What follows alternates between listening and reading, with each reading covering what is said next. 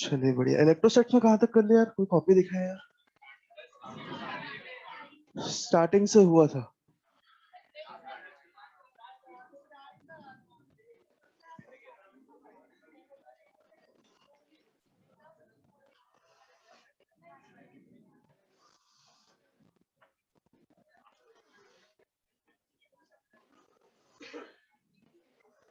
चलिए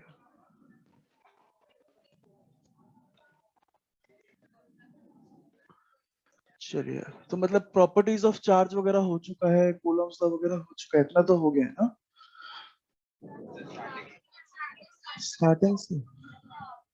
कुछ लोग तो ऐसे हैं जिनका पूरा भी हो चुका है, लगभग 50% इलेक्ट्रोस्टैटिक्स हो चुका है। मेजोरिटी का नहीं हुआ, और जिनका हो गया उनका क्या मत है, क्या चाह रहे हैं?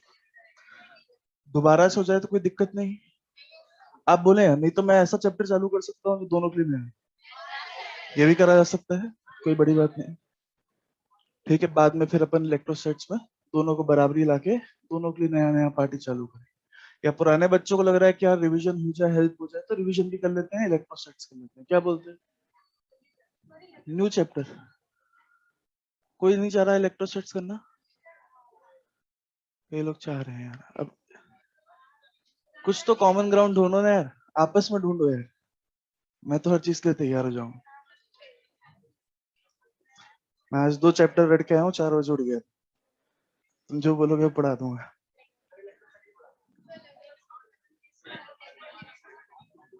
पुराने बच्चे कौन कौन है? इलेक्ट्रोस्टैटिक्स कर लें यार फिर से।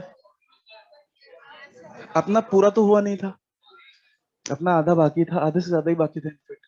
ठीक है, एनर्जी वाला पार्ट अपन ने कुछ डिस्कस करा ही नहीं था, है ना? फोर्स और इलेक्ट्रिक फील्ड दोबारा पढ़ना होगा, पढ़ लेते हैं, कुछ गलत थोड़ी नहीं उस पे है। उसमें भी बीच में बहुत क्लासेस गैप हो गया था शायद अपने, है ना? मेरे ख्याल से सब सही है अगर इलेक्ट्रोस्टैटिक्स दोबारा से कर ले, कोई दिक्कत नहीं, पक्का। दूसरा नहीं तो करंट चालू कर सकते हैं फ्रेश एकदम दोनों के लिए। करंट छोटा सा टॉपिक भी, ऐसा कोई बड़ा टॉपिक नहीं है। इलेक्ट्रोस्टैटिक्स से कर ले। चलो यार इलेक्ट्रोस्टैटिक्स करते हैं फिर आज। ठीक है, अब बातें बातें नहीं यार, जल्दी से अपन लोग करेंगे इलेक्ट्रोस्टैटिक्स, है ना? थोड़ा बहुत आप लोगों को पीएनएम सर ने बताया ही हुआ है ना? एक बार अपन लोग फटाफट अपना टेस्ट और ले लेते हैं उसके अंदर, जो भी बेसिक्स वाली बातें हैं उनके ऊपर, ठीक है क्या? तो इलेक्ट्रोस्टैटिक्स में सबसे पहले तो अपन लोग यूनिट के बारे में जानते हैं। कौन सी यूनिट पढ़ना है अपन लोग? हम लोग इलेक्ट्रोमैग्नेटिज्म, जो यूनिट हम लोग पढ़ रहे हैं उसका नाम क्या है? इलेक्ट्रोमैग्नेटिज्म, ठीक है क्या? इसके अंदर हम लोगों को किसके बारे में पढ़ना है यार? चार्ज के बारे में मेनली पढ़ना है, ठीक है? चार्ज जब रेस्ट पे होता है तो कुछ इलेक्ट्रिक फील्ड जनरेट करता है, मोशन में होता है तो कुछ मैग्नेटिक फील्ड जनरेट करता है। कोई दिक्कत तो नहीं? बातें नहीं यार, प्रॉब्लम है क्या कुछ रिपीटेशन से? प्रॉब्लम लग रही है क्या अभी? करंट कर ले, मैं करंट पढ़ा दूंगा, 2 चैप्टर रट के आया हूं मैं, पूरे दोनों ही पढ़ा सकता हूँ यार। तुम लोगों को खुद में कॉमन ग्राउंड ढूंढना है यार। जो पुराने बच्चे हैं मेरे ख्याल से तो रिवीजन हेल्प करेगा यार, कुछ भी ऐसा नहीं लेगा तुम लोगों को। सुन ले यार, पुराने बच्चों अगर क्वेश्चन पूछ लिया तुम लोग आंसर देते गए तो मेरे ख्याल से सब बढ़िया है, ठीक है क्या? और आंसर नहीं देते गए तो रिवीजन बढ़िया, ठीक है क्या? दोनों ही अच्छे हैं, उसमें कुछ फर्क नहीं पड़ता है, थोड़ा कॉन्फिडेंस डेवलप हो जाएगा, तुम लोगों को आता है, ठीक है क्या? चलिए चालू करते हैं अपन लोग। मेरे ख्याल से कोई दिक्कत नहीं है कि डबल से हो जाएगा, अच्छा ही रहेगा, फायदा पड़ेगा। जहां तक मैं बैच को जानता हूँ, पुराने बच्चों को डबल्स होने से फायदा पड़ेगा। चालू करते हैं इलेक्ट्रोस्टैटिक्स, मेरे ख्याल से सब सही है उसमें, है ना? तो हम लोग बात कर रहे हैं यार, यूनिट की बात कर रहे थे कि यूनिट का नाम क्या है? इलेक्ट्रोमैग्नेटिज्म। और इसके अंदर हम लोग चार्ज के बारे में मेनली पढ़ने वाले हैं।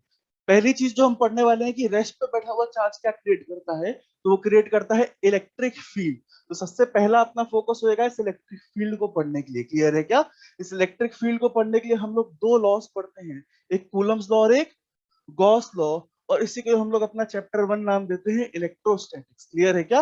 इलेक्ट्रोस्टैटिक्स को कायदे से 2 पार्ट में तोड़ा जाता है, एक तो कूलम्स लॉ और दूसरा गॉस लॉ। तो सबसे पहले अपन कूलम्स लॉ वाले पार्ट से चालू कर रहे हैं। सो कई जगह इलेक्ट्रोस्टैटिक्स 1 के नाम से भी जाना जाता है, अपने मॉड्यूल में इकट्ठा ही दे रखा है, वैसे ही अपन फॉलो करेंगे। तो सबसे पहले अपन लोग यूनिट की बात कर रहे हैं। यूनिट क्या है? Electro magnetism. किसके बारे में बात करनी है इसकी अपने को?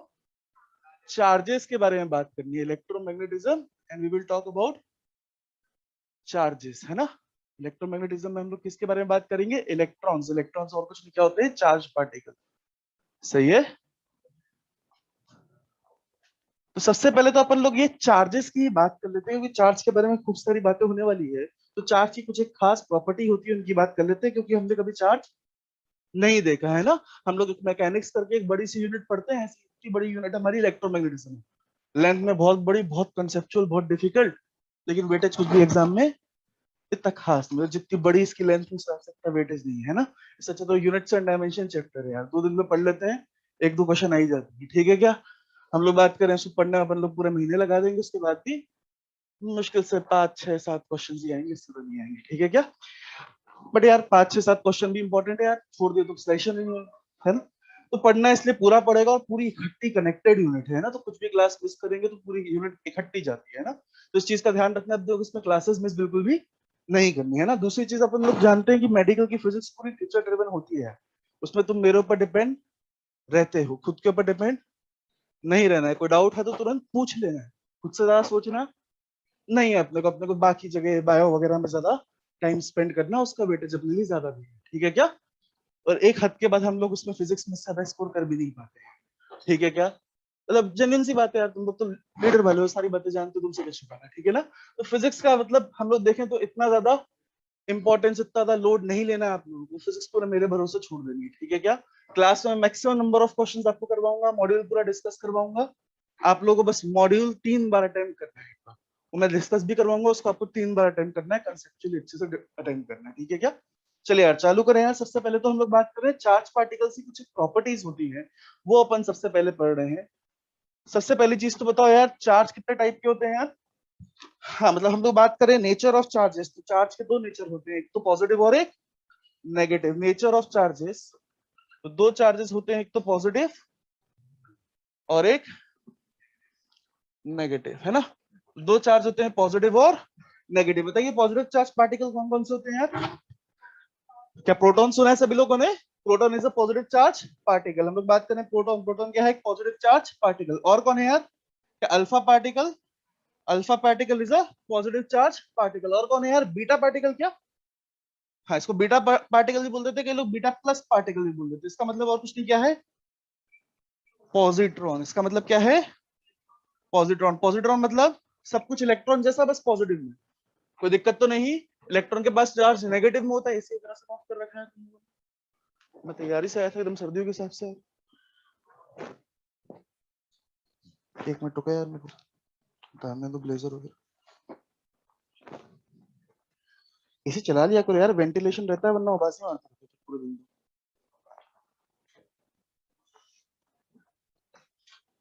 सर क्लास अभी चालू हुई है। क्या बोली, क्या बोला ये। नहीं यार क्लास चालू हुई, थोड़ा सा टाइम हो गया है, हालांकि हम डिसाइड कर रहे थे क्या पढ़े।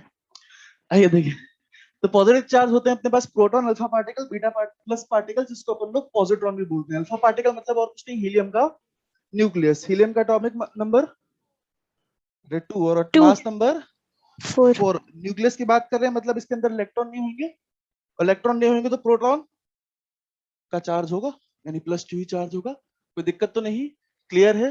प्रोटॉन के पास जो चार्ज होता है उसको अपन क्या बोलते हैं, +E। बीटा प्लस पार्टिकल के ऊपर चार्ज जो होता है वो क्या होता है, +E। उसके ऊपर भी चार्ज +E होता है, बस मास इलेक्ट्रॉन वाला होता है। कोई दिक्कत तो नहीं, क्लियर है। हम लोग बात करें बेसिकली ई क्या है, ई की बात बार बार कर रहे हैं, तो ई एक कांस्टेंट है जिसकी वैल्यू क्या होती है 1.6 × 10⁻19 कूलम। कोई दिक्कत तो नहीं। नेगेटिव चार्ज पार्टिकल कौन कौन है अपने पास, मतलब प्रॉपर्टीज पढ़ रहे हैं, आपको भी पता है मुझे भी पता है, बस एक बार लिख ले रहे हैं, कोई दिक्कत तो नहीं।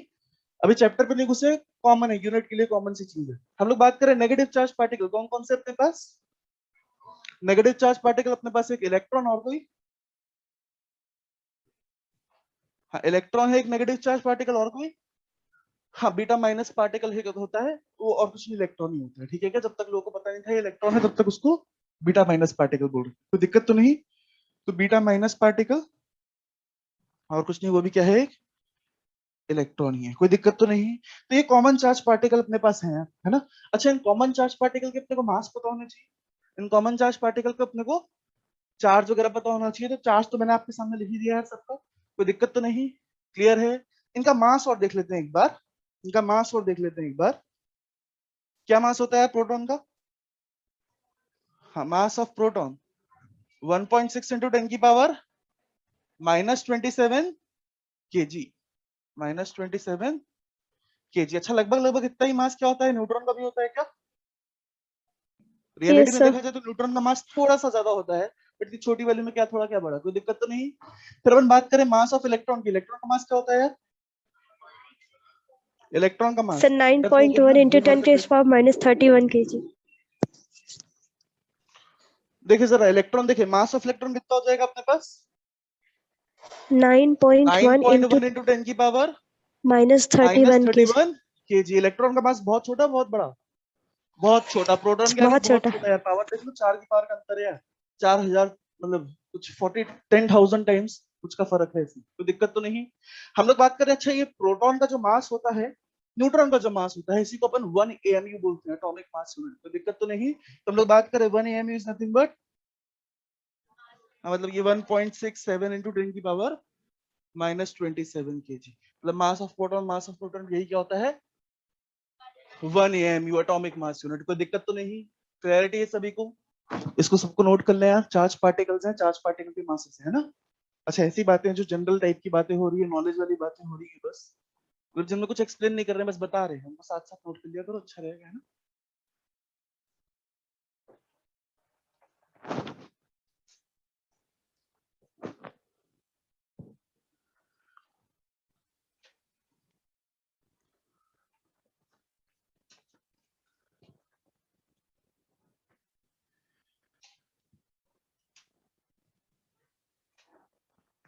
हो गया क्या? चलिए देखिए, इसके बाद नेक्स्ट क्या है यार अपने पास, सभी का नोट डाउन हुआ? फटाफट लिखे यार, मेरी राइटिंग देखे, अपनी राइटिंग देखे।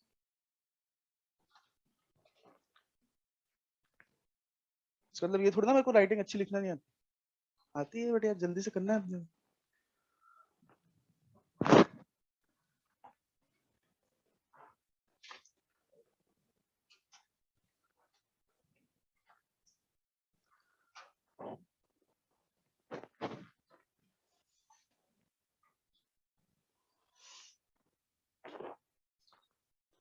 हो गया? आई गेस कई लोगों का हो चुका है, इसलिए लिख ही नहीं रहे हैं ना, पहले कहीं हो गया। चलिए देखिए नेक्स्ट फिर हम लोग बात करते हैं यूनिट ऑफ चार्ज की। बताओ चार्ज की यूनिट को अपन क्या बोलते हैं? हाँ यार, ये सी जिस देर से बात कर रहे हैं अपन लोग, सी और कुछ नहीं, क्या है? कूलम है ना। कूलम किसके नाम पे बेस्ड है यार? एक साइंटिस्ट के नाम पे बेस्ड बात ना, साइंटिस्ट के नाम पे बेस्ड यूनिट है, कोई दिक्कत तो नहीं। तो अपन लोग बात करें यूनिट ऑफ चार्ज की, unit of charges coulomb.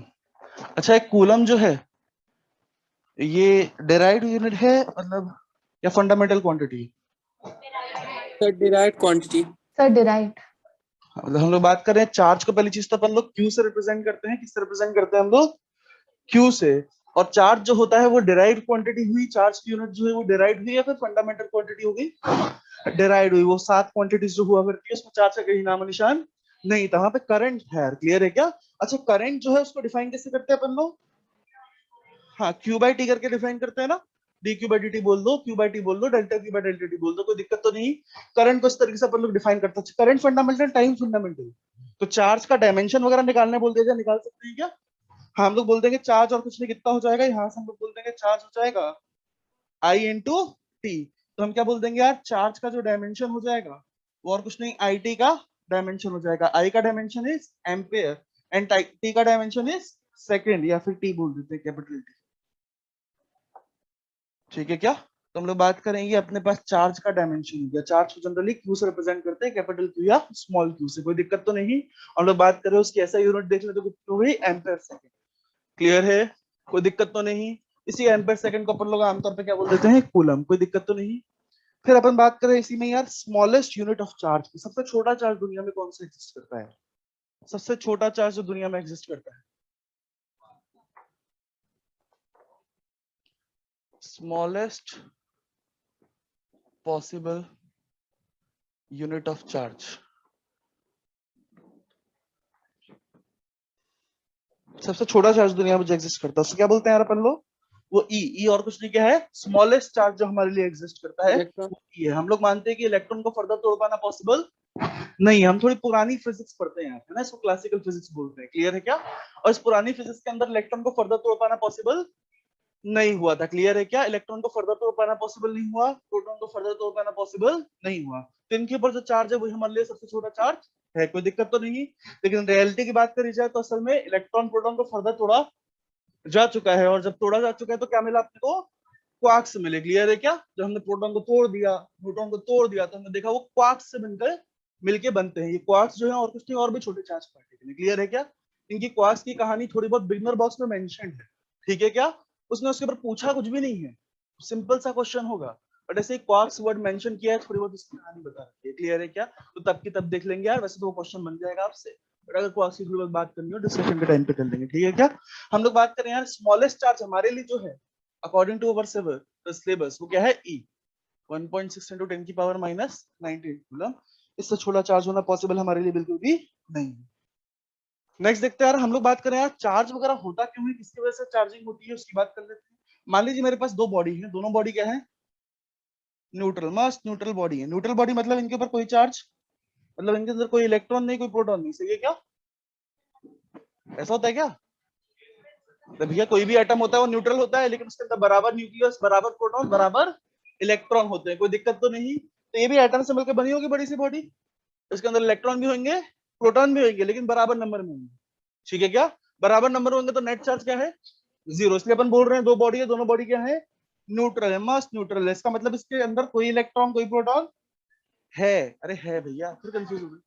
Electron और प्रोटॉन इसके अंदर है, इसके अंदर इलेक्ट्रॉन भी है, प्रोटॉन भी है, दोनों बराबर नंबर में, कोई दिक्कत तो नहीं। क्लियर है? अच्छा, मेरे को चार्ज देना हो तो चार्ज कैसे दिया जाएगा?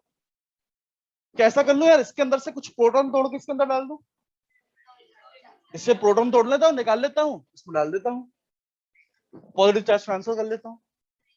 क्या कर सकता हूँ फिर? Electron sir. इलेक्ट्रॉन तोड़ के इसमें डाल- इलेक्ट्रॉन्स बिल्कुल यार, इलेक्ट्रॉन तोड़ना अलाउड है, प्रोटॉन तोड़ना अलाउड क्योंकि नहीं है। इलेक्ट्रॉन जो होते हैं वो कुछ ना कुछ लूजली बाउंडेड होते हैं। अगर अपन बेसिक से एटॉमिक स्ट्रक्चर की बात करें तो कैसा होता है एटॉमिक स्ट्रक्चर?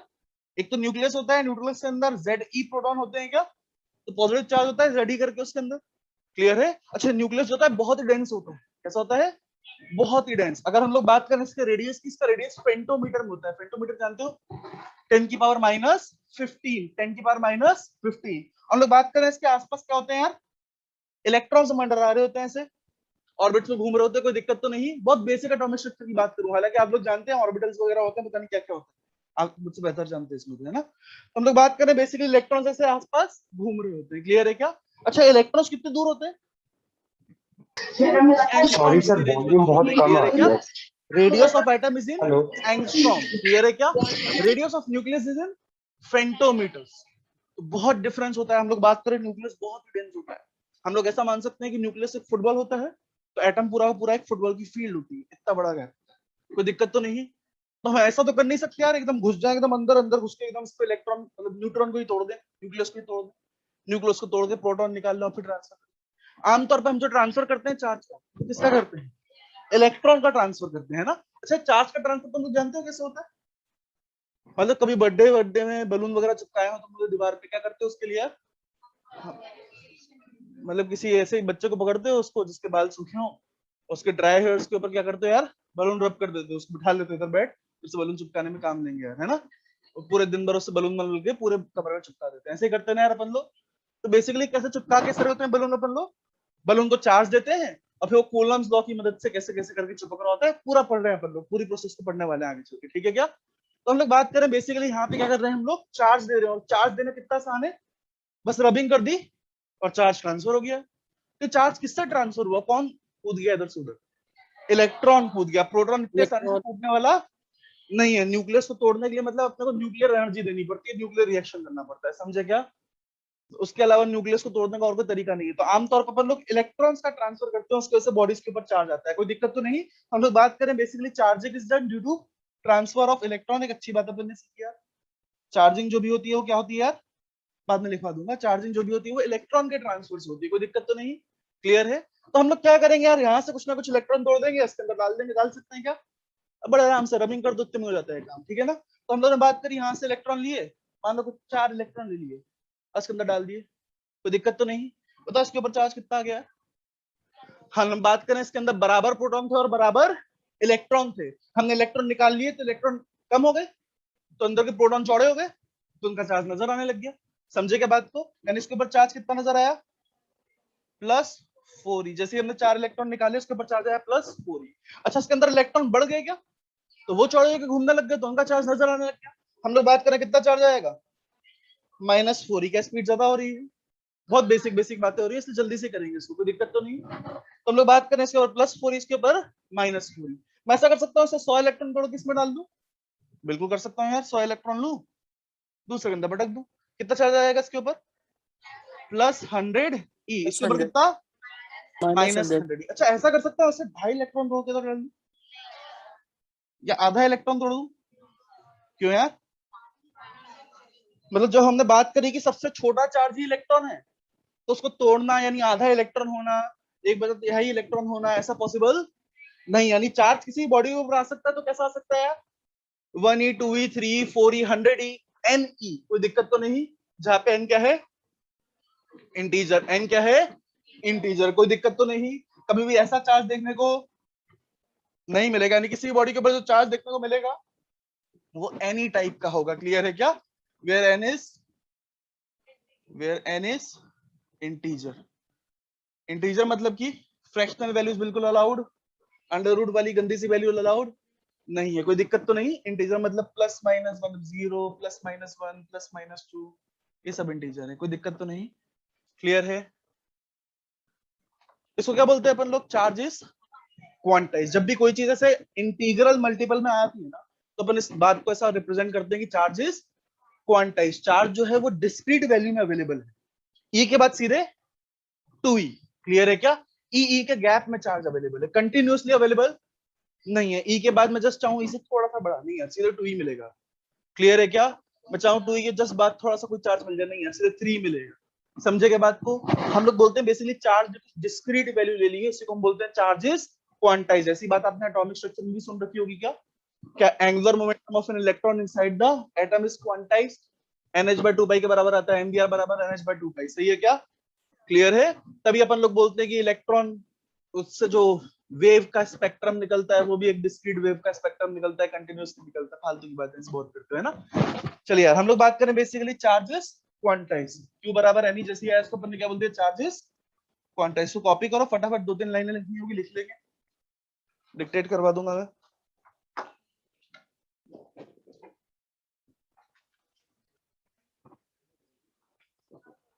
कर लो।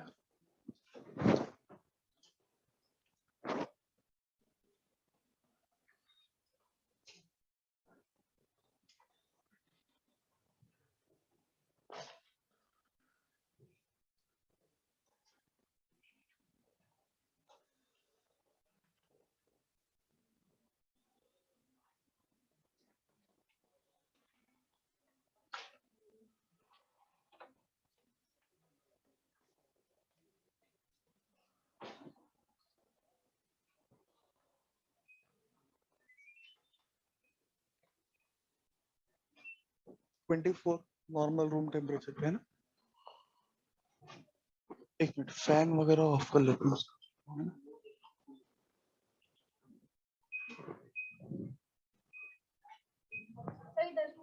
बंद ही कर दे। अच्छा खासा टेम्परेचर करा हुआ, ठंड नहीं लगेगी, वेंटिलेशन बस हो जाए यार, इतना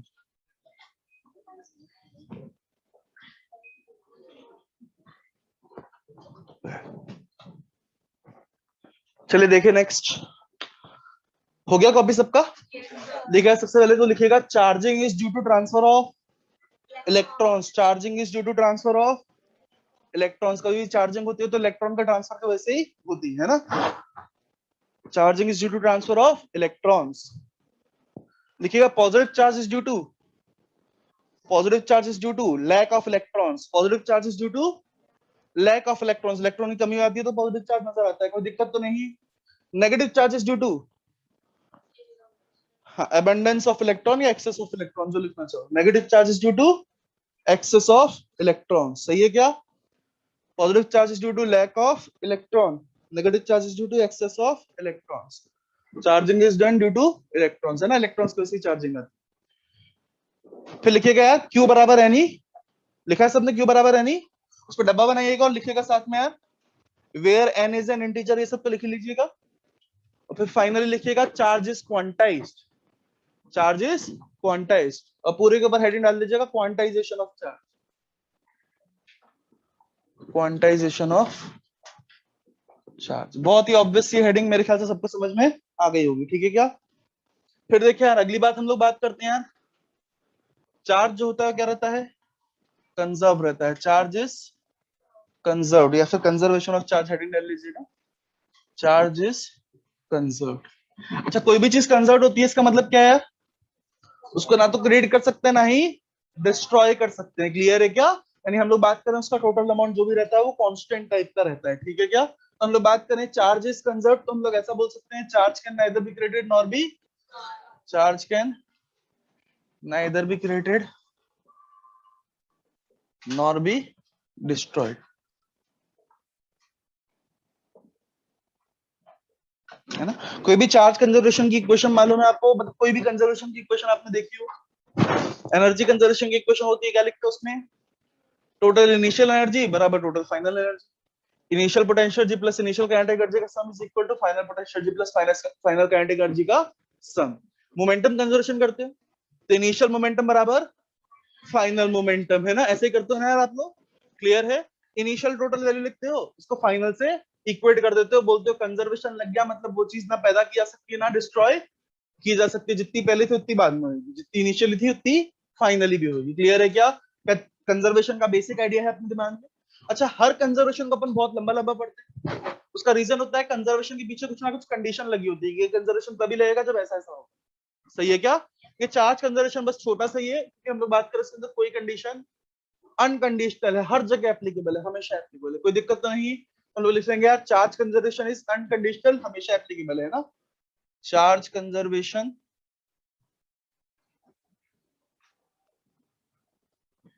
इज अनकंडीशनल, हमेशा एप्लीकेबल है, यूनिवर्सल है, कभी भी ऐसा नहीं होता कि चार्ज कंजर्वेशन ना लग रहा हो, हमेशा लगता है ना। बाकी जितने भी कंजर्वेशन है उनमें कोई ना कोई कंडीशन है, मास कंजर्वेशन में भी कंडीशन कि न्यूक्लियर रिएक्शन नहीं होना चाहिए, न्यूक्लियर रिएक्शन में मास कंजर्वेशन वैलिड नहीं होता, अपन पढ़ेंगे न्यूक्लियर फिजिक्स में, है ना। फिर फाइनली अपन बात करें यार ये चार्ज कंजर्वेशन वगैरह लगाते कैसे, तो आपको खुद से पता होगा, एक डायरेक्ट एग्जांपल लेता हूं। मान लो एक आइसोलेटेड सिस्टम है, मान लो क्या है, एक आइसोलेटेड सिस्टम है, इस आइसोलेटेड सिस्टम के अंदर मान लो तीन चार्ज बॉडीज है, तीन चार्ज बॉडीज है, 1 2 3, तीन चार्ज बॉडीज है, कोई दिक्कत तो नहीं। एक के ऊपर चार्ज था मान लो -2 कूलम, एक के ऊपर चार्ज था 4 कूलम, एक के ऊपर चार्ज था 6 कूलम, कोई दिक्कत तो नहीं, क्लियर है? तीन बॉडीज थी, तीन बॉडीज के ऊपर चार्ज इनिशियली क्या था वो आपको दे रखा है, कोई दिक्कत तो नहीं। हम लोग बात करें ना आपस में कुछ ना कुछ लेन देन हुआ, है ना, हमने इनको आपस में रब वब करा, टच वच करा, इससे चार्ज का ट्रांसफर हुआ, तो फाइनली देखा गया कि चार्ज जो आया इसके ऊपर कितना चार्ज आया, इसके ऊपर चार्ज आ गया 4 कूलम, इसके ऊपर चार्ज आ गया -6 कूलम, तो बताओ इसके ऊपर चार्ज कितना हो जाएगा, बता सकते हो? मतलब लाल पेन से क्या लिखा हुआ है, इनिशियल चार्ज, काले पेन से क्या लिखा हुआ है, फाइनल चार्ज, कोई दिक्कत तो नहीं, क्लियर है? अगर आपको बता दिया गया चार्ज कंजर्व रहता है तो इसका मतलब आप क्या बोल सकते हो, इनिशियल टोटल वैल्यू बराबर फाइनल टोटल वैल्यू, कोई दिक्कत तो नहीं। हम क्या बोल सकते हैं, टोटल चार्ज जो भी इनिशियल था वही टोटल चार्ज फाइनली भी होगा, ये कंजर्वेशन होता है, दुनिया के सारे कंजर्वेशन ऐसे नजर आते हैं, इनिशियल वैल्यू बराबर फाइनल वैल्यू, कोई दिक्कत तो नहीं।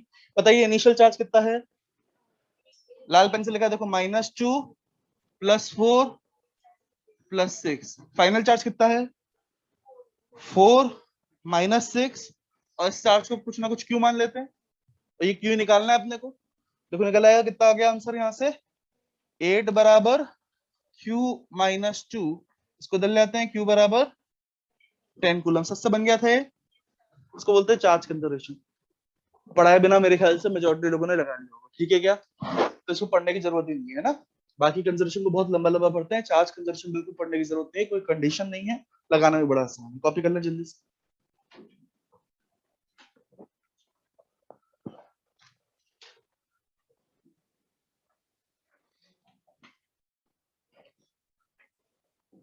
अच्छा, धीरे धीरे भी आप आगे जाके मास को, चार्ज को आपस में मास रिलेट करने लग जाओगे। बोलोगे आज जैसा चार्ज वैसे ही मास, क्योंकि कूलम्स लॉ आता है k q1 q2 by r square, gravitation law आता है gm1 m2 by r square. तो बेसिकली हम लोग बात करें चार्ज और मास रिप्लेसेबल है ना? तो लोग बात करें आगे जाके चार्ज और मास को बहुत एक जैसा तुम मानने लग जाओगे। ठीक है क्या? कॉपी कर लो सब लोग, फिर बातें करते हैं आगे।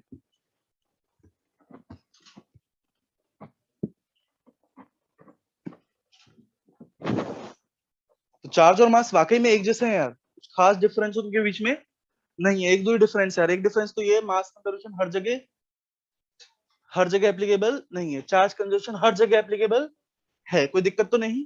अच्छा, एक और छोटी सी बात यार, हम लोग बात करें यार, तो ये बॉडी मान लो रेस्ट पे है, रेस्ट पे तो उसका मास मान लेते हैं कितना है, m0। ये बॉडी है और बॉडी क्या है, रेस्ट पे है। तो रेस्ट पे उसका मास जो है वो क्या है, m0 है, कोई दिक्कत तो नहीं। हमने क्या करा है, इस बॉडी को एक चाटा लगा दिया, चाटा लगा दिया तो भगने लग गई। समझ पा रहे हो?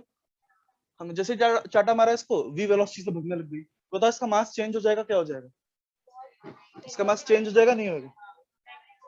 इसका मास चेंज हो जाता है, इसका मास चेंज हो जाता है, इसका मास चेंज होगी कुछ ना कुछ m हो जाता है, जहां पे m की value is m0 upon 1 minus v square by c square पूरे का अंडर रूट। इसको क्या बोलते हैं अपन लोग, रिड्यूस्ड मास। कोई दिक्कत तो नहीं, बोलते रिड्यूस्ड मास है, लेकिन ये मास जो आता है वो ज्यादा आता है, ज्यादा आएगा ना। c से ज्यादा स्पीड पॉसिबल नहीं है, तो ये स्पीड छोटी होगी c से, मतलब ये फ्रैक्शन 1 से कम होगा, तो ये फ्रैक्शन भी 1 से कम होगा। 1 से कम वाले फ्रैक्शन से डिवाइड लगाएंगे तो बेसिकली ये मास जो आएगा वो ज्यादा ही है। तो चाटा मार देते तो मास बढ़ जाता है। क्लियर है? कोई दिक्कत तो नहीं? समझ पा रहे हो? बट अपन मैकेनिक्स में कभी ऐसा लिए क्या? मैकेनिक्स में ऐसा कभी भी कोई मास है 10 kg का, 10 मीटर पर सेकंड से चलने लग गया, तब भी 10 kg का लेते थे। कोई दिक्कत तो नहीं? क्लियर? ऐसे मास चेंज नहीं होता। तो ये सब चेंज हुआ कहाँ पे, जब स्पीड जो है वो बहुत कंपेरेबल टू लाइट। क्लियर है क्या? होता वहां पे भी था, वो 10 kg का ब्लॉक 10 मीटर पर सेकंड से चलने लग जाएगा, तब भी होएगा। हम लोग बात करें वहां पे जो वेलोसिटी होती थी वो 10 मीटर पर सेकंड, 100 मीटर पर सेकंड, 300 मीटर पर सेकंड, बहुत हो गया, बुलेट हो गई बहुत तेज 600 मीटर पर सेकंड। क्लियर है क्या? इससे ज्यादा वेलोसिटी कभी देखी क्या अपन ने अभी तक? नहीं देखी। क्लियर है क्या? तो वहां पे वेलोसिटी जो होती थी बहुत छोटी होती थी। अच्छा, सी क्या है, 3 × 10⁻⁸ मीटर पर सेकंड, बहुत बड़ा है। समझे क्या? हम लोग बात करें 300 का, इससे रेशियो लोगे, नेग्लिजिबल आएगा क्या? यानी मास में चेंज नेग्लिजिबल आ जाएगा क्या? m0 आ जाएगा लगभग। क्लियर है? समझ पा रहे हो? हम लोग बात करें रियलिस्टिक वेलोसिटी के लिए, हम लोग बात करें टर्म लगभग 0 हो जाता है। हम तो यार g को 10 से 9.8 ले लेते हैं, तो इसको हम लोगों ने चेंज करता हुआ नहीं माना, 9.10 ले लेते हैं ना। तो हम लोगों ने इसको चेंज होता हुआ नहीं माना, ये मास का चेंज नहीं माना, तो कोई बड़ी दिक्कत नहीं कर दी। मास में जो चेंज आएगा वो नेग्लिजिबल ही आएगा। सही है क्या? बट अभी बात क्यों कर रहे हैं यार, क्योंकि अब आ गया इलेक्ट्रॉन। इलेक्ट्रॉन का मास देखा आपने कितना छोटा है यार, 1.6 × 10⁻⁻31 की। उसके ऊपर 1 न्यूटन फोर्स लगा दो जरा, चाटा मार दो 1 न्यूटन का, क्या होगा उसके साथ? उसका एक्सेलरेशन कितना हो जाएगा? क्या एक्सेलरेशन F/m होता है, नेट फोर्स बाय मास। तुमने 1 न्यूटन का फोर्स लगा दिया उसके ऊपर, मास कितना है 1.6 × 10⁻⁻31। एक्सेलरेशन कितना हो गया? कुछ 10⁻13 मीटर पर सेकंड स्क्वायर का कुछ हो गया क्या? समझ पा रहे हो? अप्रोक्सीमेटली बोल सकता हूँ ना, इतना ज्यादा एक्सेलरेशन। तो इसकी स्पीड बहुत ज्यादा होती है यार। इलेक्ट्रॉन्स वगैरह कितने छोटे पार्टिकल्स हैं, उनको ज्यादा स्पीड मिलना कोई बड़ी बात नहीं है। हाँ 9.20, उसको तो मैंने गैप भी कर दिया। ठीक है क्या? हम लोग बात करें बेसिकली इलेक्ट्रॉन का मास इतना छोटा होता है कि उसको स्पीड ऑफ लाइट के कंपैरेबल स्पीड मिल जाती है, और बड़े आराम से मिल जाती है। चाटा मार दो तुम्हें, स्पीड ऑफ लाइट से भागने लग जाता है, उसकी कंपैरेबल स्पीड से भागने लग जाता है, उससे भागना पॉसिबल। ठीक है क्या? तो हम लोग बात करें फिर यहाँ पे वेलोसिटी सिग्निफिकेंट आने वाली है। हम लोग बात करें रेस्ट मास और मूविंग मास में अंतर होगा, अंतर होगा। रियलिस्टिकली बात करें तो अंतर होगा, लेकिन हमें ये अंतर अभी भी नहीं मानना। क्लियर है क्या? क्योंकि हम पुरानी फिजिक्स पढ़ते हैं। सही है क्या? क्लियर है क्या? हमें अंतर अभी भी ये नहीं मानना है, फॉर्मूला सिलेबस में बिल्कुल भी नहीं है। बट ये इंपॉर्टेंट अंतर है चार्ज में और मास में। हम लोग बात करें एक चार्ज है, मान लीजिए कोई पार्टिकल है जिसके ऊपर चार्ज है Q, है Q0। एक पार्टिकल है उसके ऊपर चार्ज कितना है, Q0। अभी क्या है, वो रेस्ट पे है। अब मान लो यही पार्टिकल मूव करने लग गया v वेलोसिटी से, चार्ज कितना हो जाएगा, Q रहेगा या Q0 चेंज हो जाएगा? Q0 ही रहेगा। ये खासियत है। क्लियर है क्या? हम लोग बात करें मूव करने से मास में चेंज आ जाता है, लेकिन हम लोग बात करें चार्ज में चेंज कभी नहीं आता। चार्ज एक एब्सोल्यूट क्वांटिटी है, मास से भी ज्यादा एब्सोल्यूट क्वांटिटी है। समझे क्या बात को? क्लियर है क्या? क्या करें यार, ज्यादा गर्मी हो रही है। किसी ने मोबाइल से किया क्या?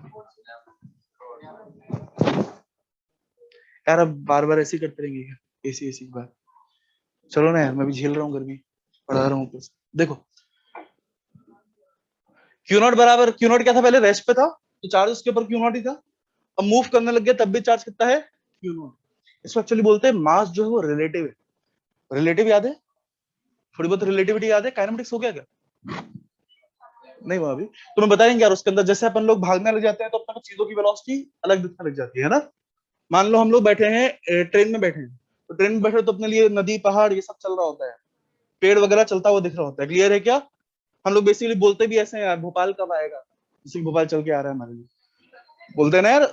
पूछते हैं भोपाल कब तक आएगा भैया, क्या आ गया अभी, उज्जैन आ गया क्या, ऐसे ऐसे पूछते रहते हैं ना। सही है क्या? तो हम लोग बात करें बेसिकली हमारे लिए बाकी सब दुनिया चल रही होती है और हम अपने आप को रेस्ट पे मान रहे होते हैं। क्लियर है क्या? उसको अपन बोलते हैं कि वेलोसिटी एक रिलेटिव क्वांटिटी। क्या बोल देते हैं फिर? वेलोसिटी एक रिलेटिव क्वांटिटी है, मोशन एक रिलेटिव टर्म है। कौन चल रहा है, कौन मूव कर रहा है, डिपेंड करता है हम चल रहे हैं, हम बैठे हुए हैं, इस पर डिपेंड करता है। क्लियर है क्या? तो मान लो मैं भागने लग जाऊं, मेरे को रेस्ट पे रखा हुआ मास चलता हुआ दिखने लग जाएगा, और जैसे ही चलता हुआ दिखने लग जाएगा इसका मास m0 रहेगा, ये हो जाएगा, ये हो जाएगा। कोई दिक्कत तो नहीं। इसको अपन बोलते हैं मास भी रिलेटिव है यार। भागने लग जाते हैं तो चीजों का मास भी चेंज हो जाता है। समझे क्या? क्लियर है क्या? हम लोग बात करें बेसिकली ऐसे ही टाइम जो होता है वो भी रिलेटिव होता है। सब आइंस्टाइन ने प्रूव किया। जो पूरी फिजिक्स की ऐसी तैसी कर दी थी एकदम, मतलब सब बदल दिया था। जो भी अपन पढ़ रहे हैं सब बदल देगा। ठीक है क्या? मॉडर्न फिजिक्स में थोड़ी बहुत बातें करेंगे अपन। उसने बोला था यार कोई बेंच है, मान लो बेंच की जो लेंथ है, ठीक है क्या, भागने लग जाएंगे तो लेंथ में कॉन्ट्रैक्शन आ जाएगा, टाइम में डायलेशन आ जाएगा, मास बढ़ जाएगा। इस तरह की बातें उसने बोली थी बहुत सारी। ठीक है क्या? जबकि न्यूटन ने माना था कि भागने लग जाते हैं तो मास में चेंज नहीं आता। तुम काइनेमेटिक्स जो पढ़ोगे उसमें मानोगे मास में चेंज नहीं आता, टाइम में चेंज नहीं आता, लेंथ में चेंज नहीं आता। हमसे कोई पूछे भी एग्जाम में कि भागने से मास में चेंज आता है, हम क्या बोलेंगे? नहीं आता है, क्योंकि हमारे सिलेबस में वही है। बट रियलिटी की बात यह है, मास में चेंज आता है, लेंथ में चेंज आता है, टाइम में चेंज आता है। सिर्फ चार्ज इकलौती ऐसी चीज है जिसमें चेंज इकलौती चीज है, इसलिए बहुत स्पेशल बात है। कोई दिक्कत तो नहीं? क्या समझ में आई? बस स्पेशल था इसलिए उसको दिखाने के लिए बस ये बातें करी, वरना सिलेबस वाली बातें बिल्कुल भी नहीं है। कोई दिक्कत तो नहीं? हम लोग बात करें मास और चार्ज में एक और अंतर मिल गया, क्या समझ में आया अच्छे से?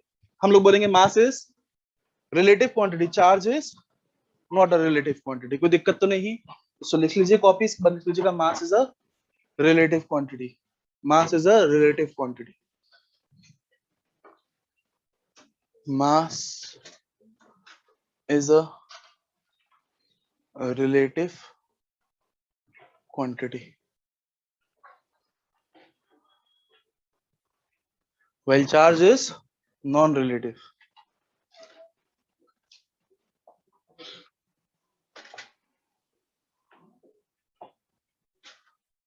आया समझ में सबको अच्छे से?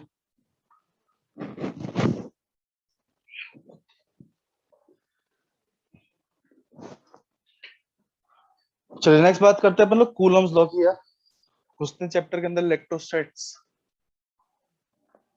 हो गया सबका? चलिए देखिए यार, हेडिंग डालिएगा इलेक्ट्रोस्टैटिक्स। चैप्टर के अंदर घुस गए अपन लोग, अभी तक चैप्टर के अंदर घुसे ही नहीं थे अपन। पहला चैप्टर इलेक्ट्रोस्टैटिक्स।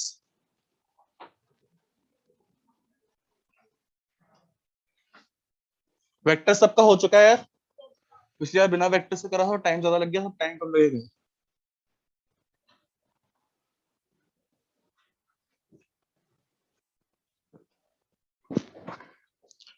आगे देखें यार,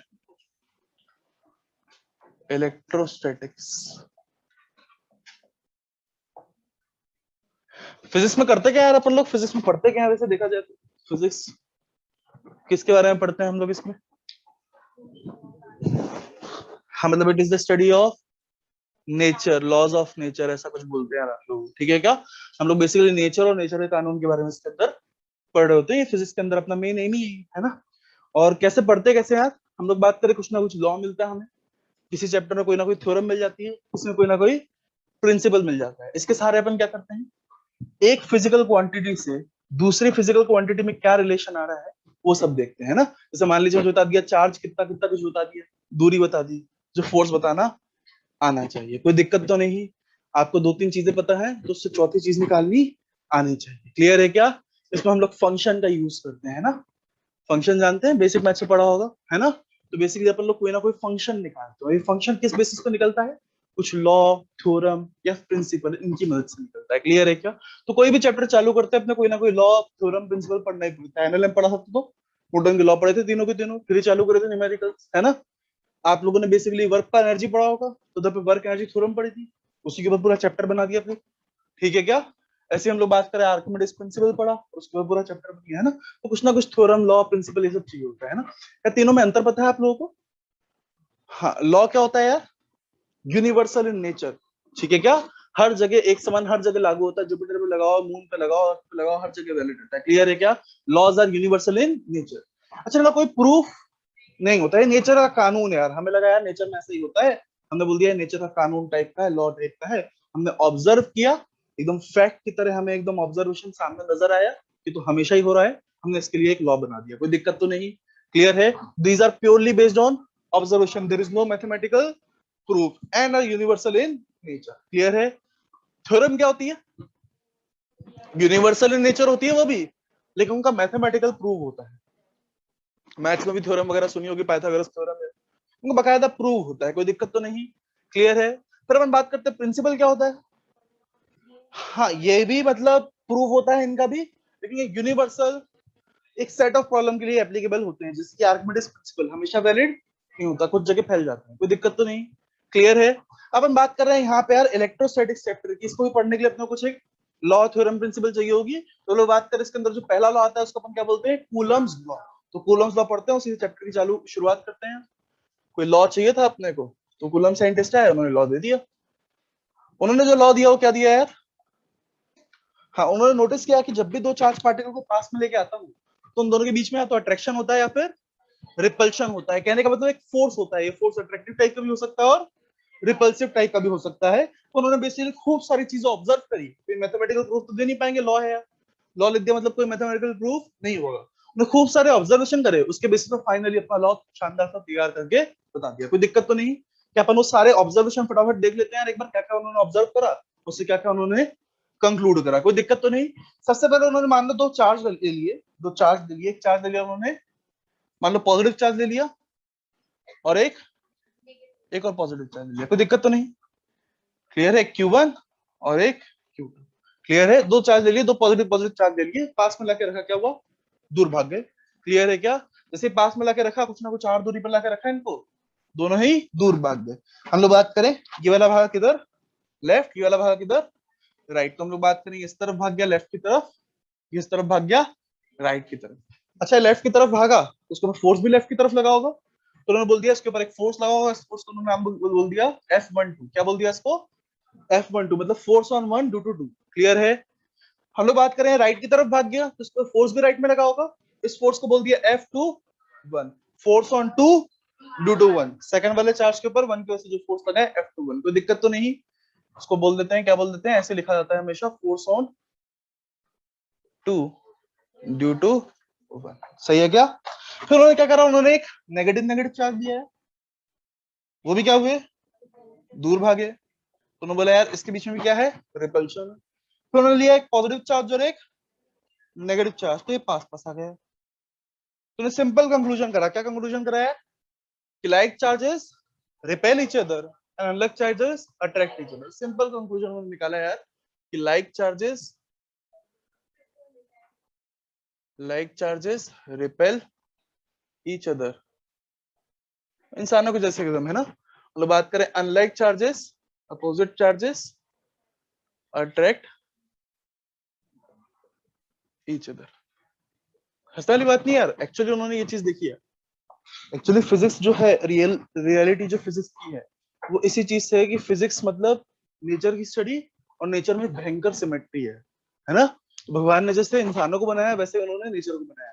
क्लियर है क्या? लड़के लड़की जैसे बनाया वैसे ही पॉजिटिव नेगेटिव चार्ज बना के। ठीक है क्या? क्लियर है? तो हम लोग बात करें बेसिकली अपोजिट में क्या है यार? अट्रैक्शन, और लाइक में क्या है?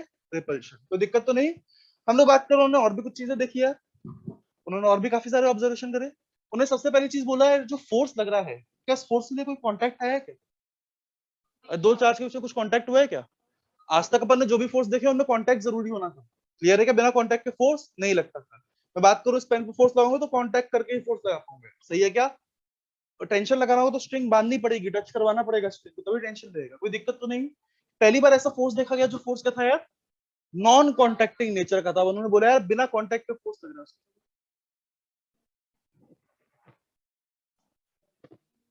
पढ़ चुके हो क्या ये सब?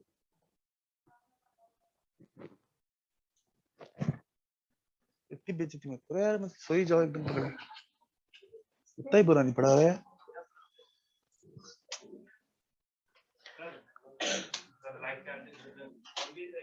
हाँ हाँ, मतलब ये पॉइंट चार्ज की बात हो रही है, पॉइंट चार्ज हमेशा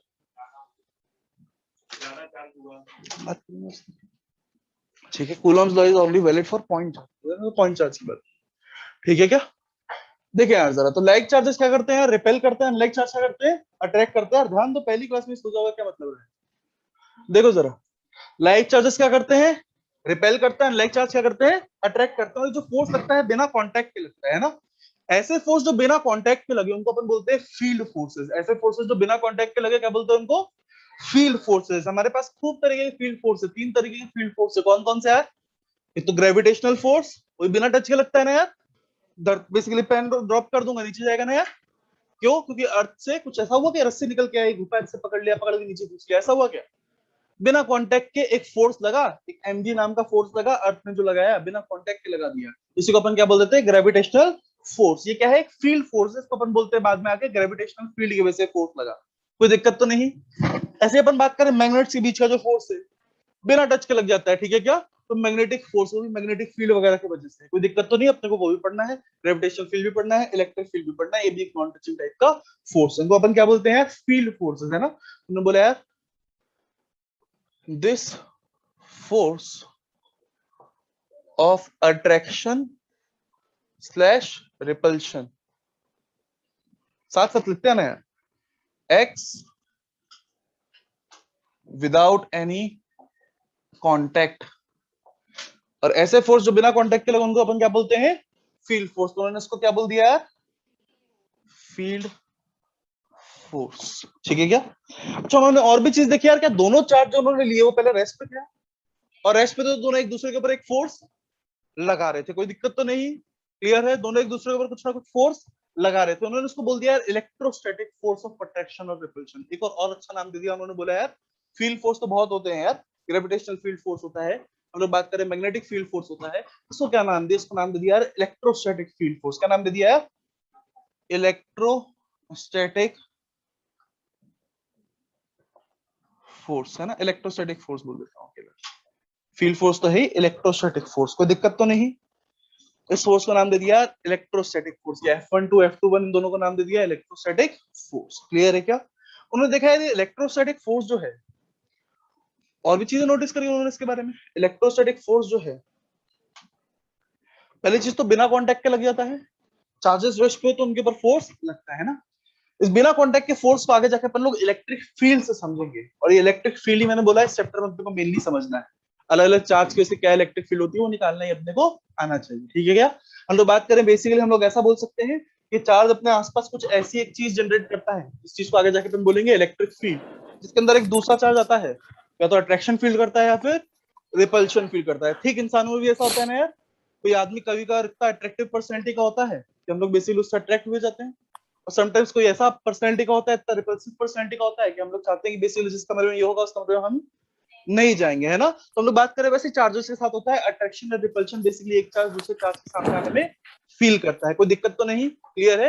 इसी को बेसिकली अपन बोलेंगे यार कि बेसिकली अपने आसपास एक ऑरा क्रिएट कर रहा है, इस ऑरा को अपन लोग क्या बोलेंगे? Electric field. ख्याल आगे की बात है, कोई दिक्कत तो नहीं। फिर अपन बात करें यहीं पर यार, उन्होंने एक और चीज नोटिस करी, बहुत खास चीज नोटिस करी, कि जो फोर्स है, ये जो इलेक्ट्रोस्टैटिक फोर्स है, ये दोनों बॉडी के ऊपर लग रहा है। एक बॉडी इसके ऊपर लगा रही है, दूसरी बॉडी इसके ऊपर लगा रही है। कोई दिक्कत तो नहीं? उन्होंने बोला दो अलग अलग बॉडी पे लग रहा है। क्या हुआ यहाँ पे? देखें यार जरा, तो मैं बात करें ये इलेक्ट्रोस्टैटिक फोर्स दो अलग अलग बॉडीज के ऊपर लग रहा है। उन्होंने एक और चीज नोटिस करी यार, Q1 के ऊपर अगर लेफ्ट में लग रहा है तो Q2 के ऊपर राइट में लग रहा है, इसके ऊपर लेफ्ट में लग रहा है तो उसके ऊपर, इसके ऊपर राइट में लग रहा है तो उसके ऊपर। कहने का मतलब ये फोर्स हमेशा क्या लगता है यार? अपोजिट डायरेक्शन में लगता है, कोई दिक्कत तो नहीं, एक के ऊपर लेफ्ट में दूसरे के ऊपर राइट में। तो उन्होंने एक और चीज नोटिस करी, पहले चीज तो नोटिस करी यार, ये फोर्स जो है इलेक्ट्रोस्टैटिक फोर्स जो है, इलेक्ट्रोस्टैटिक फोर्स ऑलवेज ऑलवेज क्या चीज देखिए यार, x between two bodies, x between two bodies.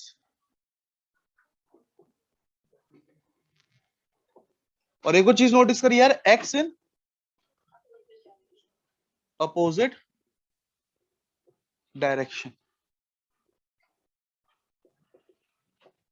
दो अलग अलग बॉडी पे लगता है, एक 1 के ऊपर लग रहा है तो दूसरा 2 के ऊपर लग रहा है, और दोनों अपोजिट डायरेक्शन में लग रहे हैं। सही है क्या? फिर उन्होंने सोचा इस फोर्स का थोड़ा बहुत मैग्नीट्यूड वगैरह भी निकालते हैं, उसके बारे में बातचीत करते हैं। तो उन्होंने क्या करा, उन्होंने दोनों चार्ज अलग अलग चार्ज तो लिए, लेकिन मासेस क्या लिया, सेम लिया है ना। मासेस क्या लिए, सेम लिया। ऐसा मान लो यार उनके पास एक ब्लॉक था, तो उन्होंने मान लो 1-1 केजी का एक ब्लॉक ले लिया, 1-1 केजी का स्क्वायर टाइप का कुछ ऑब्जेक्ट ले लिया, पॉइंट ऑब्जेक्ट ले लिया, ठीक है क्या? उसके ऊपर उन्होंने एक के ऊपर Q1 चार्ज डाला, दूसरे के ऊपर Q2 चार्ज डाला, कोई दिक्कत तो नहीं। जैसे उनको छोड़ा, क्या हुआ, दोनों भागे, और दोनों का एक्सेलरेशन बराबर है। एक्सेलरेशन नाप सकते हैं यार, वेलोसिटी वगैरह नाप सकते हैं, तो वेलोसिटी नाप सकते थे, एक्सेलरेशन भी निकल आया, काइनेमेटिक्स सिंपल सी, कोई दिक्कत तो नहीं। तो उन्होंने देखा है दोनों का एक्सेलरेशन जो निकल के आया सेम आया, इसका एक्सेलरेशन और इसका एक्सेलरेशन क्या निकल के आया, सेम निकल के आया। अच्छा, एक्सेलरेशन सेम निकल के आया तो इसका मतलब क्या बोल देंगे आप, मास तो सेम है, क्या एक्सेलरेशन का ऐसा बोल सकता है यार, acceleration is force upon mass, F12 upon mass और F21 अपॉन मास, और एक्सेलरेशन सेम आया, तो बेसिकली ये दोनों बराबर हो गए। M से M मतलब क्या, फोर्स बराबर लग रहा है क्या? एक चार्ज Q1 है, एक चार्ज Q2 है, दोनों चार्ज अलग है, लेकिन दोनों के ऊपर लगने वाला फोर्स बराबर है। हम लोग बात करें, इसने जो उसके ऊपर फोर्स लगाया, इसने जो उसके ऊपर फोर्स लगाया, इन दोनों फोर्सेस का मैग्नीट्यूड इक्वल है। तो उन्होंने बोला यार जो फोर्स लगता है हमेशा बराबर मैग्नीट्यूड का भी लगता है। क्या बोला उन्होंने, ये फोर्स जो है ये बराबर मैग्नीट्यूड का लगता है। हम लोग बात करें इज ऑफ सेम मैग्नीट्यूड। दो पॉइंट चार्ज के बीच का जो फोर्स है वो अपोजिट डायरेक्शन में है, एक दूसरे पे लगा रहा है तो दूसरा पहले पे लगा रहा है। हम लोग बात करें सेम मैग्नीट्यूड का है, सेम नेचर का भी है, दोनों ही नॉन टचिंग वाले फोर्स। सही है क्या? हम लोग बात करें सेम नेचर का भी। क्या है, सारे पॉइंट कहीं सुने सुने हैं? नीचे वाला दिख रहा है सबको यार, सेम नेचर लिखा है लास्ट पॉइंट, है ना, सेम नेचर का भी है। पीछे देखना, उसको दिख रहा है, स्क्रीन में आ रहा है पूरा नीचे वाला, आ रहा है ना, नहीं आ रहा? तो ये सारे पॉइंट उन्होंने नोटिस करे यार इलेक्ट्रोस्टैटिक फोर्स के बारे में, है ना।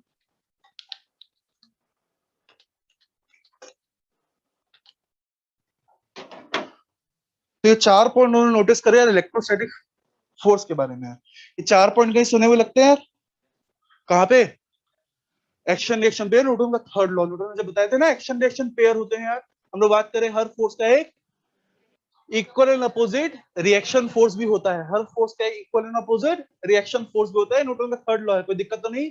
Every real force is equal and opposite reaction force, ठीक है क्या? तो उससे साथ में बताया था कि एक्शन रिएक्शन किसको बोल सकते हैं, तो उसने बताया था एक्शन रिएक्शन सिर्फ उन्हीं को बोल सकते हैं जिन दो फोर्स का नेचर सेम हो, डायरेक्शन अपोजिट हो, मैग्नीट्यूड बराबर हो, और साथ में नेचर भी सेम हो, कोई दिक्कत तो नहीं। क्लियर है? ये सारे पॉइंट्स फॉलो होते हैं तभी अपन क्या बोलते हैं, वो फोर्स क्या है, एक्शन रिएक्शन पेयर है, कोई दिक्कत तो नहीं। ये पहला वाला पॉइंट लिख लिया गया। एक छोटी सी बात करना चाहूंगा यार, जो पढ़ चुके होंगे वो जवाब नहीं देंगे यार इसका।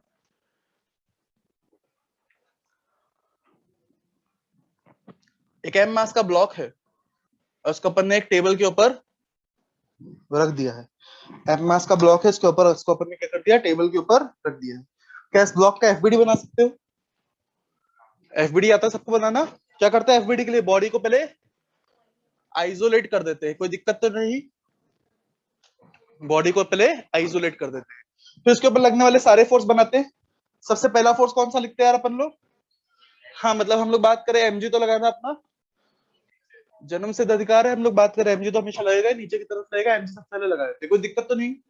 फिर अपन देखते हैं क्या ये सरफेस के साथ इस टेबल के साथ कांटेक्ट में है, कांटेक्ट में तो एक और फोर्स लगेगा जिसको अपन बोलते हैं normal, normal is the contact force का। तो हम लोग बात करें एक नॉर्मल नाम का फोर्स लगेगा, वो कैसा लगेगा यार, और हम लोग बात करें अकेला एमजी लगता तो ये टेबल फोड़ के नीचे लगा था, बट ऐसा हो नहीं रहा है, तो अपन इसको कैसे एक्सप्लेन करेंगे कि बेसिकली टेबल ने एक ऊपर फोर्स लगाया, इस फोर्स को अपन क्या बोलते हैं, नॉर्मल, और नॉर्मल कितना लगाया, एग्जैक्ट mg के बराबर, mg से ज्यादा लगाया था तो ब्लॉक ऊपर चला जाता, बट ऐसा होता नहीं है, टेबल पे रखी हुई चीज रखी रहती है, mg कम हो जाता, नॉर्मल कम हो जाता है mg से, तो ब्लॉक नीचे घुस जाता, ऐसा भी नहीं हो रहा है ना। तो बात करा नॉर्मल बराबर क्या होगी, mg, ये एफबीटी बनेगी ना इसकी, क्लियर है क्या। क्वेश्चन पूछा गया, क्या the forces acting on the block are action reaction pair और नो, नॉर्मल और mg एक्शन रिएक्शन पेयर है या नहीं है, क्या है, क्या एक्शन रिएक्शन पेयर होने के लिए 4 कंडीशन फॉलो होना जरूरी है, 4 कंडीशन फॉलो होना जरूरी है। पहली चीज, जो भी फोर्सेस है उनका मैग्नीट्यूड क्या होना चाहिए, सेम, क्या मैग्नीट्यूड बराबर है, नहीं है, आंखें के बटन है तुम्हारे सामने लिखा हुआ है, ये भी mg ये भी mg है, क्या मैग्नीट्यूड बराबर है, क्लियर है। एक्शन रिएक्शन पेयर होने के लिए मैग्नीट्यूड बराबर होने चाहिए, मैग्नीट्यूड बराबर है, सही है क्या, डायरेक्शन अपोजिट होना चाहिए, है क्या, एक नीचे लग रहा है दूसरा ऊपर लग रहा है, और क्या होना चाहिए यार, नेचर सेम होना चाहिए, क्या नेचर सेम है, अरे कहां से सेम है यार, एक कांटेक्ट फोर्स है और एक ग्रेविटेशनल फोर्स है जो कि नॉन टचिंग टाइप का फोर्स होता है, तो इनका नेचर सेम, एक फील्ड फोर्स और एक कांटेक्ट फोर्स है, नेचर सेम नहीं है, क्लियर है। कितने नेचर होते हैं फोर्सेस के, पहला चैप्टर है फिजिकल वर्ल्ड अपना, एनसीईआरटी में शानदार तरीके से लिखा हुआ है, पूछा जा चुका है एम्स में, कितने नेचर होते हैं फोर्सेस के, कौन कौन से होते हैं, वीक न्यूक्लियर फोर्स, बिल्कुल सही, strong nuclear force, gravitational force और इलेक्ट्रोमैग्नेटिक फोर्स, कोई दिक्कत तो नहीं, ये 4 फोर्सेस होते हैं, weak nuclear force, strong nuclear force, gravitational force और इलेक्ट्रोमैग्नेटिक फोर्स, क्लियर है क्या। पहले ये पूरा मतलब बड़ा सा खलेरा फैला हुआ था, मतलब भयंकर फैल रखे थे, खूब सारे फोर्स थे यार, ठीक है क्या।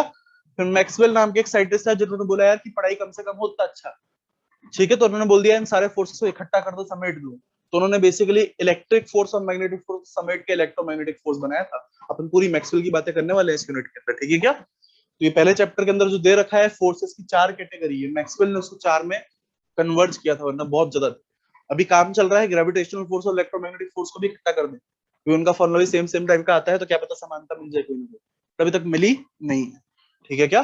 जैसे इलेक्ट्रोमैग्नेटिक वेव होती है वैसे लोगों को ग्रेविटेशनल वेव मिल गई, तो एक समानता और मिल गई है, बट अभी तक एकदम उसको कंबाइन नहीं कर पाए, हो सकता है आगे जाके सिलेबस और कम हो जाए, है ना। खैर अपन बात करें यार बेसिकली 4 कैटेगरी, 4 नेचर के फोर्स होते हैं, हम लोग बात करें, ये ग्रेविटेशनल फोर्स है और ये दूसरा इलेक्ट्रोमैग्नेटिक फोर्स है, क्या है ये नॉर्मल वगैरह सब इलेक्ट्रोमैग्नेटिक फोर्स होते हैं। दरअसल 2 बॉडी कांटेक्ट कभी कर ही नहीं पाते, उनके बीच में हमेशा एक हल्का सा सेपरेशन रहता है, ठीक है क्या, करेंगे आगे चल के बात करेंगे, ठीक है ना। तो लोग बात करें इन दोनों फोर्सेस का नेचर सेम नहीं है, एक्शन रिएक्शन पेयर होने के लिए फोर्स का नेचर भी सेम होना चाहिए, क्लियर है क्या। अच्छा दूसरी चीज, एक्शन रिएक्शन पेयर हमेशा उन्हीं को बोलते हैं जब 2 अलग अलग बॉडी में फोर्स लग रहे हैं, सही है क्या, एक बॉडी में दूसरे पे लगाया, दूसरी बॉडी में पहले पे लगाया, क्या अलग अलग बॉडी पे लग रहे हैं, एक्शन रिएक्शन पेयर तो ये हो ही नहीं सकते।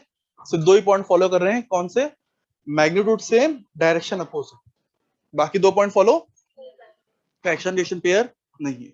बट क्या न्यूटन का लॉ बोलता है हर फोर्स का, हर रियल फोर्स का एक रिएक्शन फोर्स भी होगा, तो बताओ एमजी का रिएक्शन फोर्स कौन होगा, एमजी का रिएक्शन फोर्स कौन होगा, एमजी किसने लगाया, एमजी किसने लगाया, ब्लॉक के ऊपर एमजी किसने लगाया, तो धरती माता ने लगाया यार, क्लियर है क्या। बेसिकली हम लोग बात करें एमजी नाम का फोर्स ब्लॉक के ऊपर अर्थ ने लगाया, तो ब्लॉक भी अर्थ के ऊपर एक एमजी नाम का फोर्स लगाएगा, सही है क्या।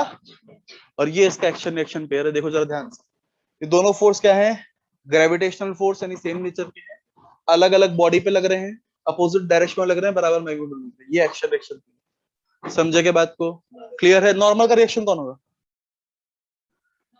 कि नॉर्मल किसने लगाई है, टेबल ने ब्लॉक पे, तो ब्लॉक भी टेबल पे नॉर्मल लगाएगा, क्लियर है क्या, टेबल ने ब्लॉक पे लगाई है तो ब्लॉक भी टेबल के ऊपर नॉर्मल लगाएगा, अलग अलग बॉडी पे लग रहे हैं, सेम नेचर के हैं, अपोजिट डायरेक्शन में, बराबर मैग्नीट्यूड के, कोई दिक्कत तो नहीं, क्लैरिटी है कि एक्शन रिएक्शन पेयर समझ में आया।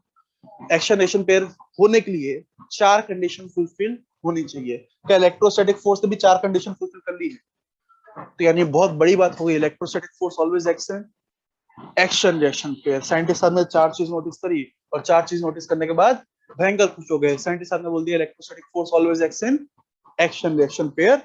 सारी बातों का एक बात में उन्होंने निचोड़ निकाल लिया, एक बात में उसको बेसिकली पूरे फोर्स को डिस्क्राइब कर दिया। क्लियर है क्या? इसको कॉपी कर ले, फिर लिखेंगे अपन लोग अगली लाइन।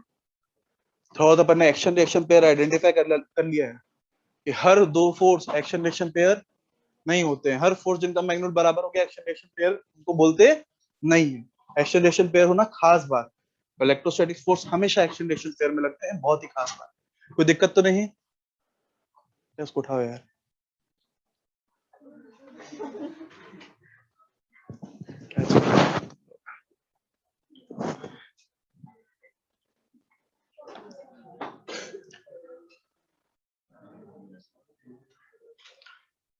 एक बार बोलते दोबारा पढ़ो फिर सो जाते हो। हो गया सबका copy?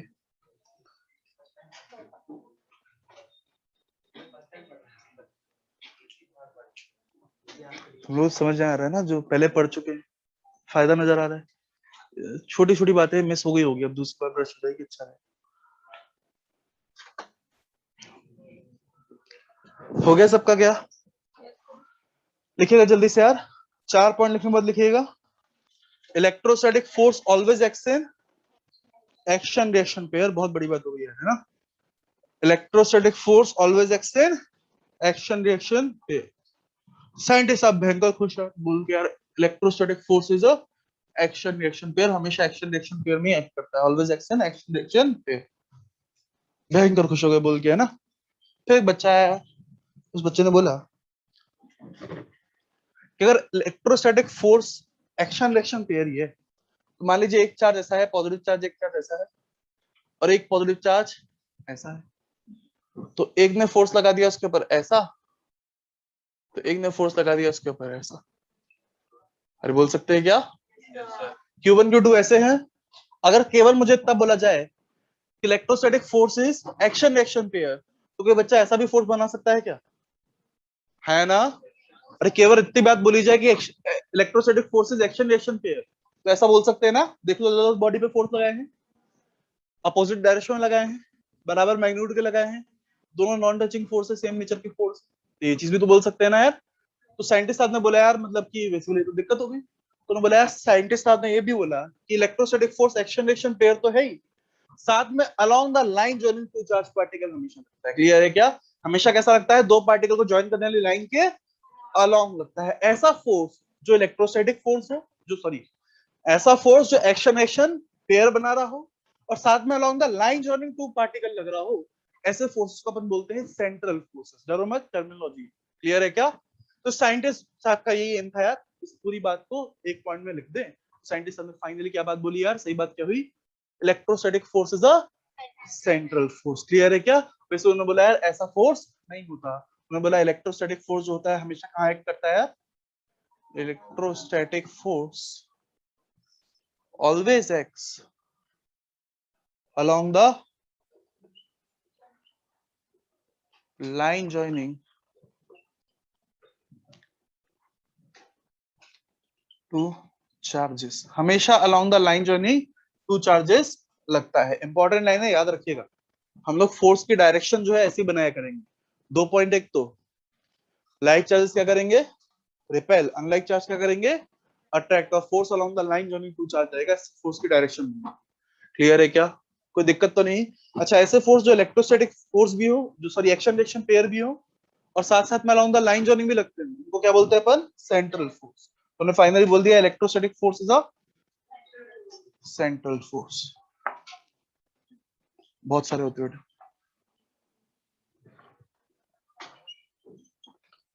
Electrostatic force is a central force. Spring का force is a central force. Spring जो भी फोर्स लगाती है दो पार्टिकल ज्वाइन करने वाली लाइन के लॉन्ग ही लगाती है, देख लेंगे। Magnetic force is also central force. ठीक है क्या? और कौन कौन से सेंट्रल फोर्स होते हैं? Gravitational force is a central force. ठीक है क्या? खूब सारे सेंट्रल फोर्स होते हैं। जितने भी फोर्स जो हो, जो आर के फंक्शन हो, कुछ ना कुछ आर का टर्म्स ऑफ फॉर्मूला होता है, Q1 Q2 by r square, Gm1 M2 by r square. जो भी आर का टर्म्स है, जो फोर्सेस होते हैं वो सब सेंट्रल फोर्स। क्लियर है? तो बहुत सारे फोर्स मिलेंगे सेंट्रल। साइंटिस्ट आप खुश हो गए बोल के यार electrostatic force is a central force. Central force मतलब एक्शन रिएक्शन पेयर जो कि along the line joining two charge particle लग रहे होते हैं उनको सेंट्रल फोर्स बोल देते हैं। कोई दिक्कत तो नहीं। हम लोग बात करें सेंट्रल फोर्स तो है ही। अच्छा ये जानते हैं क्या जितने भी सेंट्रल फोर्स होते हैं वो कंजर्वेटिव नेचर के होते हैं? सुना है क्या ऐसा? वर्क पावर एनर्जी भी सुना होगा, conservative force and non conservative force. Conservative force वो होते हैं जो जब लगते हैं तो अपन एनर्जी कंजर्वेशन लगा सकते हैं। नॉन कंजर्वेटिव फोर्स जैसे कि फ्रिक्शन वगैरह वो लगता है तो क्या होता है, एनर्जी कंजर्वेशन लगाना गलत हो जाता है। फिर अपन वर्क एनर्जी थ्योरम से क्वेश्चन होगा। ठीक है क्या? कोई दिक्कत तो नहीं। बट इलेक्ट्रोस्टैटिक फोर्स कैसा फोर्स है? कंजर्वेटिव फोर्स है। जितने भी कंजर्वेटिव फोर्स है उनके लिए पोटेंशियल जो डिफाइन किया सकती है, एनर्जी कंजर्वेशन लगाया जा सकता है। तो यहीं से अपना चैप्टर का एक दूसरा भाग खुल जाएगा पूरा का पूरा। उसको अपन एकदम आके रखे में पढ़ेंगे, energy due to electrostatic force, energy due to charge, वो सारी बातें चलेंगी। ठीक है क्या? तो अपन लोग बात करें बेसिकली सेंट्रल फोर्स हो गया तो इसलिए अपन डायरेक्ट बोल सकते हैं all central force are conservative in nature. इसलिए electrostatic force is also conservative in nature. और कंजर्वेटिव फोर्स के लिए पोटेंशियल एनर्जी डिफाइन होती है कंजर्वेटिव इन नेचर।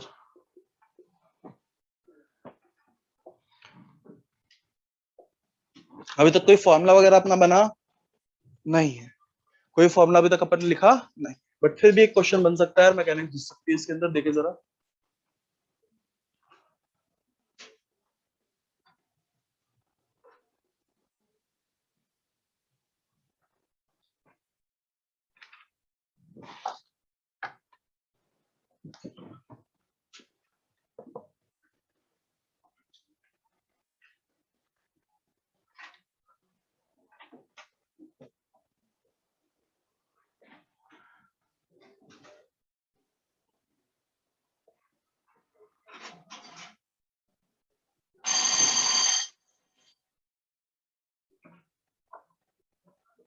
से एक क्वेश्चन कर लेते हैं, है ना। दो चार्ज पार्टिकल है, एक का मास है 4 kg, एक का मास है 2 kg। चार्ज दे रखा है एक के ऊपर 8 कूलम, दूसरे के ऊपर 2 कूलम। दोनों को क्या कर दिया अपन ने, रिलीज कर दिया रेस्ट। दोनों क्या कर दिया, रिलीज कर दिया रेस्ट से। रिलीज कर दिया मतलब इनिशियल वेलोसिटी कितनी होगी, छोड़ दिया एकदम से। वेलोसिटी कितनी हो जाएगी इनिशियल वाली, 0। ठीक है क्या? जैसे छोड़ दिया तो क्या हुआ, दूर भागे दोनों। दूर भागे तो इनके बीच की दूरी क्या हो गई जल्दी, 2r हो गई। कोई दिक्कत तो नहीं, दूरी क्या हो गई, 2r हो गई। तो हम लोग बात करें 2r जैसी होगी तो हम देखा यार ये वाला चार्ज कितने से भग रहा है, 2 मीटर पर सेकंड से। तो बताओ ये वाला चार्ज कितने से भग रहा होगा,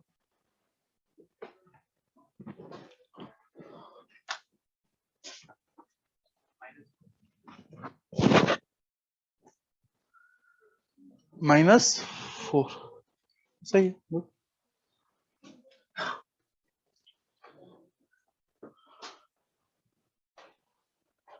समझ में आया कैसे करेंगे?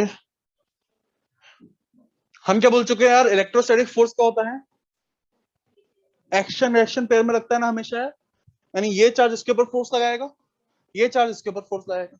कैसी फोर्स कैसे दूर भाग रहे हैं, ये फोर्स जो है ये इनका आपस का फोर्स है। क्या फोर्स है ये, इनका आपस का फोर्स है। इसने इस पे लगाया, इसने इस पे लगाया। इलेक्ट्रोस्टैटिक फोर्स हमेशा एक्शन रिएक्शन पेयर में लगता है।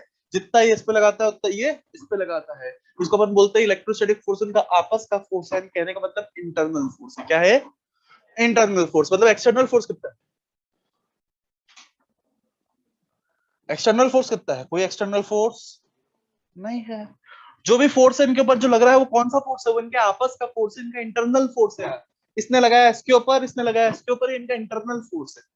इसके ऊपर इधर लगा, इसके ऊपर इधर लगा, ये इंटरनल फोर्स है। इन दोनों का सिस्टम ले लिया जाए तो नेट फोर्स कितना है, 0। बेसिकली दोनों फोर्स बराबर है, कैंसिल कर जाएंगे, पूरे सिस्टम के ऊपर नेट फोर्स क्या होगा, 0 होगा। अच्छा सिस्टम के ऊपर नेट एक्सटर्नल फोर्स 0 हो तो मोमेंटम कंजर्वेशन लग सकता है क्या?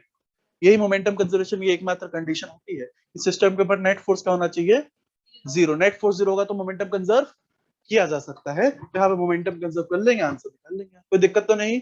मोमेंटम कंजर्व करेंगे मतलब क्या करेंगे आप, इनिशियल मोमेंटम बराबर फाइनल मोमेंटम। कोई दिक्कत तो नहीं। इनिशियल मोमेंटम कितना है, इनिशियली दोनों को रेस्ट से छोड़ा गया है क्या, यानी दोनों की वेलोसिटी 0 है क्या, दोनों की वेलोसिटी 0 तो मोमेंटम कितना, 0। कोई दिक्कत तो नहीं। मोमेंटम m1 v1 होता है ना यार, दोनों की वेलोसिटी 0, दोनों का मोमेंटम 0, तो नेट मोमेंटम इज 0। फाइनली बताइए यार इसका मोमेंटम कितना हो जाएगा, वेक्टर क्वांटिटी है ना मोमेंटम, तो भाई इस तरफ होगा तो उसको नेगेटिव लेंगे, इस तरफ होगा तो पॉजिटिव लेंगे। तो बताओ इसका मोमेंटम कितना हो गया, 4 into 2 और साथ में एक माइनस साइन भी ले लेंगे क्या, momentum is a vector quantity, negative तरफ है तो माइनस साइन दे दिया है। क्लियर है क्या? इसका मोमेंटम कितना हो जाएगा, 2 into इसकी वेलोसिटी, वेलोसिटी निकल आएगी, कितनी आ गई वेलोसिटी, 4 मीटर। सही है क्या? एक्सटर्नल फोर्स 0 हो गया तो हमने क्या कर दिया, मोमेंटम कंजर्व कर दिया। बेसिकली ये भागे तो इनके आपस के फोर्स पे भागे, आपस के फोर्स की वजह से भागे, कोई एक्सटर्नल फोर्स पे नहीं था, एक्सटर्नल फोर्स नहीं था तो मोमेंटम कंजर्व कर लिया गया आंसर। कोई दिक्कत तो नहीं? क्लियर है? चलिए नेक्स्ट क्लास में अपन लोग फॉर्मूला वगैरह बनाएंगे, बातों को थोड़ा और आगे ले जाएंगे। ठीक है क्या? चलिए थैंक यू।